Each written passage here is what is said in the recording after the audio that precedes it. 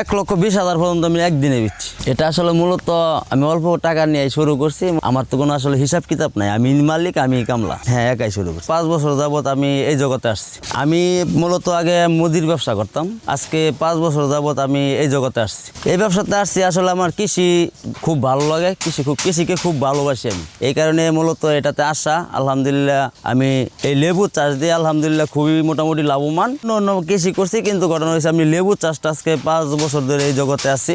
আলহামদুলিল্লাহ আমি এখন লেবু নিয়ে আসি আর কি, অন্য কৃষি সব বাদ দিয়ে দিতেছি। এখন আমার 5 বিঘার মতো আছে, আমার গাছ আছে মোটামুটি 1600। আসলে মূলত মানুষ তো একজন এক রকম কথা বলে, কিন্তু ঘটনা হয়েছে আমি এটার হাল ছাড়ি নাই। এখন আমি লেবুও বিক্রি করতে পারি, চারাও বিক্রি করতে পারি। আমি 200 গাছ দিয়ে শুরু করছি। এটা আনা হয়েছে আপনার টাঙ্গাইল থেকে।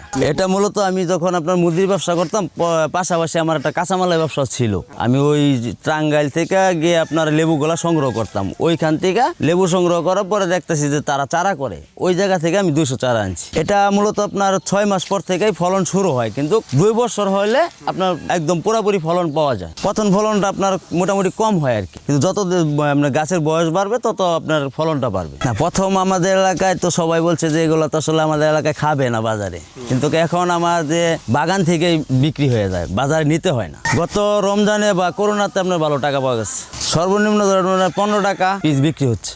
1,20,000 পর্যন্ত আমি একদিনে বেচছি। এটা আসলে মূলত আমি অল্প টাকা নিয়ে শুরু করছি। মূলত আপনার আমার তো কোনো আসলে হিসাব কিতাব নাই, আমি মালিক, আমি কামলা, হ্যাঁ একাই শুরু করছি। এই তখন আপনার মনে করেন যে 4,000 টাকার চারা আনছি, ওইখান থেকে আমার শুরু।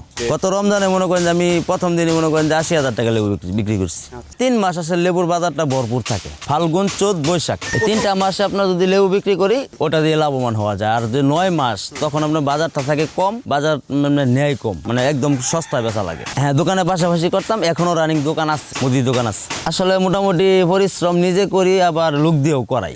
প্রথম দিকে পরিশ্রমটা বেশি হয়েছে, তখন তো লোক খাড়াই নাই। আর এখন তো মনে করেন যে আমরা লোক খাড়াই, নিজে খুব কম করি। এখন রানিং আপনার অলরেডি সবসময় 2 জন আছে।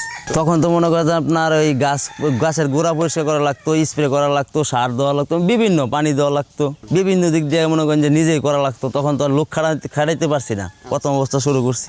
আর এখন মনে করেন যে লোক দিয়ে সবকিছু করাই। এই লেবুটা আসলে আপনার ফলন ভালো, 12 মাসই হয়, একদিকে ফুল থাকে একদিকে ফল থাকে, মানে হতেই থাকে। এটা আপনার 6 টাকায় কেজি হয়, এরকম সাইজ করা যায়, কিন্তু এটা আপনার মূলত বড় করা লাগে না, ছোট লেবুটাই চাহিদা হয় বাজারে। এখন বর্তমান আপনার এলাকায় লেবু কিনে খুব কম খাইতে হয়। কেউ 1-2টা গাছ নিয়ে, চারা নিয়ে আমার কাছ থেকে লাগাইছে, ওই গাছ থেকে ছিঁড়ে খাইতেছে, বা আমার কাছে আসলো, আমি 5টা দিলাম, 10টা দিলাম, এই আর কি। না ভাইজান, আলহামদুলিল্লাহ আমি কোনো সময় লসের মুখে পড়ি নাই। আলহামদুলিল্লাহ সবসময় আমার বাগানে পার্টি আছে, কাস্টমার আছে, আইসা নিয়ে যায়। অন্য কিছু পাশাপাশি কিছু করি, অন্য কৃষি করি, কিন্তু ঘটনা হয়েছে এখন লাগাইছি কিন্তু ফলন আসে নাই। তো লেবুটাই আমি মূলত নিয়ে পড়ে আছি আর কি, যা সামনে আরো বাড়ানোর চিন্তা ভাবনা আছে। কৃষি কাজটা ভাইজান আসলে যদি করতে পারি, কেউ শ্রম দেওয়া লাগবো। যদি আপনার সব কাজ লোক দিয়ে করাতে হবে না, নিজেই মালিক, নিজেই কামলা সাজতে হবে, তে আপনি কৃষিতে সফল হতে পারবে। গাছ মাঝে মধ্যে 2-1টা মারা যাবে। ঘটনা হচ্ছে আপনার বৃষ্টির কারণে গাছে ভাইরাস ধরে, ওই ভাইরাসের কারণে আপনার গাছের পাতা হলুদ হয়ে ওই গাছ মারা যায়। ওটা সমস্যা নেই, ওখানে একটা উঠায় দিয়ে একটা রোপণ করে দিলাম, সমস্যা নেই, ঠিক হয়ে যাবে। এই লেবুটা যদি আপনার 50 পয়সা বা 1 টাকা পিসও বিক্রি করে, এই লেবুতে লস নাই। লেবুতে আপনি ইসালি কম লাগে, মানে যত্নটা কম লাগে। সর্বনিম্ন 500 গাছ থাকতে হবে, তাহলে মনে করেন যে ওই জায়গায় আপনি ইনভেস্ট করে টাকা ওঠানো সম্ভব, লাভ করা সম্ভব।